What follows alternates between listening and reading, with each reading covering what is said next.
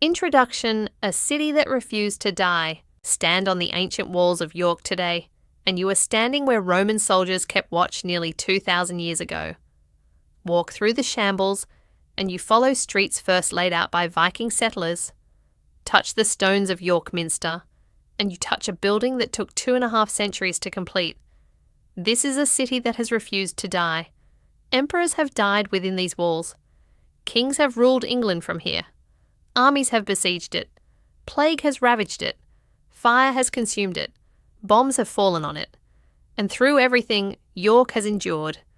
What you are about to see is not just a list of dates and events. Using advanced visualization, centuries-old engravings, ruins, and faded records have been transformed into living scenes. You are not just going to learn about York's past. You're going to see it as it was. This is the story of York. 40 minutes, 2,000 years. Let's begin at the beginning. Chapter 1. Roman York, the birth of a city. It is the year 71 AD. Roman legions push north into hostile Britain, chasing tribes who refuse to submit to Roman rule. The land is wet, cold, and fiercely defended, yet Rome does not retreat. The soldiers reach a strategic point where 2 rivers meet, the River Ouse and the River Foss. Whoever controls this crossing controls the north. Here the Romans stop, not to rest, but to stay. They build a fortress, first with timber walls, later with stone. Roads are laid with military precision. Barracks, granaries, headquarters buildings, and temples rise. They name this place Eboracum. 5,000 legionaries arrive, veterans who have fought across the empire.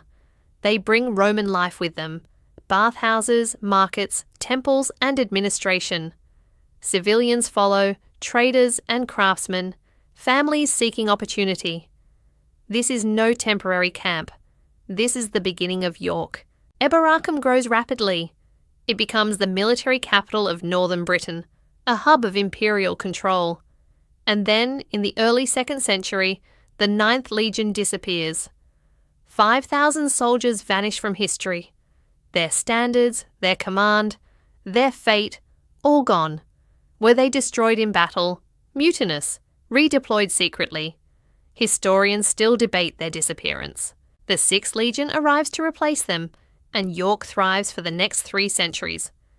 Eboracum is no longer just a frontier fort. It is becoming an imperial city. Chapter 2. Emperors and Empire. In 211 AD, Emperor Septimius Severus arrives in York after campaigns in Scotland. He is old, sick, and exhausted. Here, at the edge of the Roman world, the emperor dies. His sons briefly rule together, and York's importance grows. But the defining moment comes nearly a century later. In 306 AD, Emperor Constantius Chlorus dies in York. His soldiers gather and proclaim his son emperor. That son is Constantine. Constantine's reign will change history. He legalizes Christianity, ending centuries of persecution. He reshapes Roman government, founds Constantinople, and alters the course of Western civilization. His journey to power begins here, in York. By the early 4th century, York has a bishop attending church councils. Christianity is no longer illegal. It is becoming dominant. York is now a city of imperial power and faith, standing at the crossroads of religion and governance. Chapter 3. The Fall of Rome and Anglo-Saxon York. In the early 5th century, Rome withdraws from Britain. Legions leave. Administration collapses. Trade networks fail. Across Britain, Roman towns vanish. But York does not disappear. Its walls crumble, stones are repurposed, streets vanish beneath new construction, yet people remain. The Anglo-Saxons inherit the city. Eboracum becomes Eorforwic. For 2 centuries, York adapts to a world without empire. Pagan customs mix with remnants of Roman culture, and slowly the city evolves. Then comes a moment that changes everything. On Easter Day, 627 AD, King Edwin of Northumbria enters a small wooden church in York and allows himself to be baptized. When kings convert, kingdoms follow. Christianity spreads across Northumbria, and York becomes the spiritual heart of the region. The church where Edwin is baptized will eventually grow into York Minster, though that transformation will take centuries. By 735, York's bishop is elevated to archbishop, placing York on equal footing with Canterbury. The city becomes a centre of faith, learning and authority. Chapter 4. York and the Light of Learning. In 778, Alcuin of York becomes master of the cathedral school.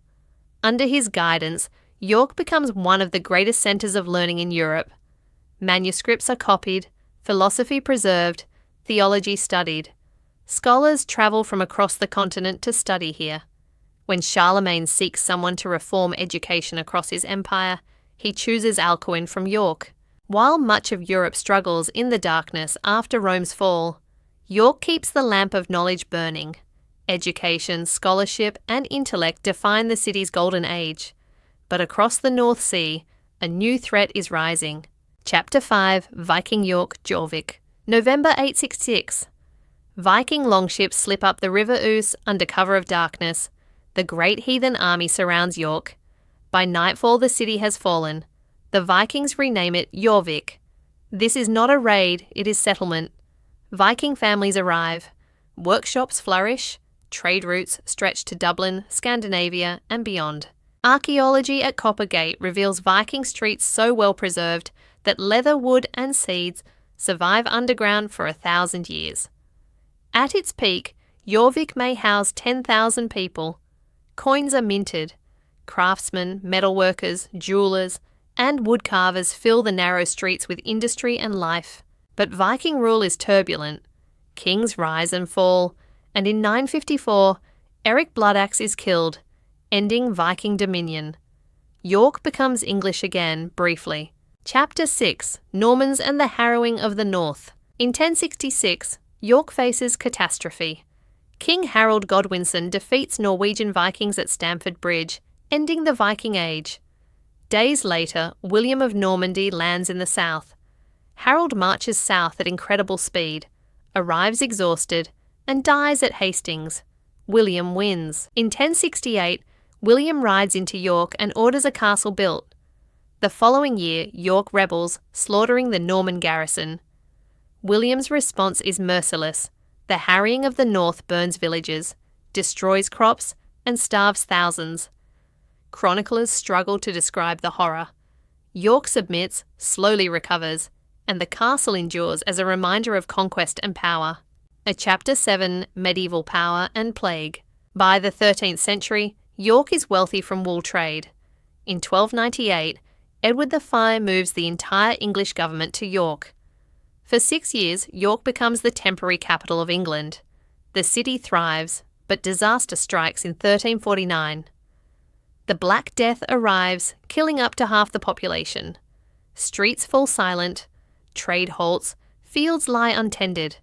York survives once again, but recovery is slow. Chapter 8. Wars of the Roses and Reformation. York stands at the heart of the Wars of the Roses. Kings from the House of York rise, including Richard III. In 1485, Richard dies at Bosworth Field. The Tudors take the throne, and York faces new challenges. The Reformation tears the city apart.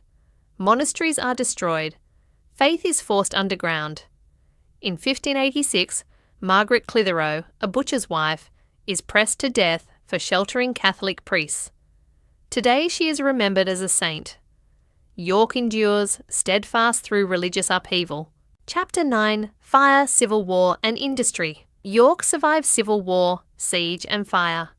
In 1829, York Minster burns from within, a fire set by Jonathan Martin. The city rebuilds. In 1839, the railway arrives. York becomes a transport hub, connecting the ancient city to the entire country. Population surges, tourism, trade, and industry flourish. York begins to modernise while honouring its past.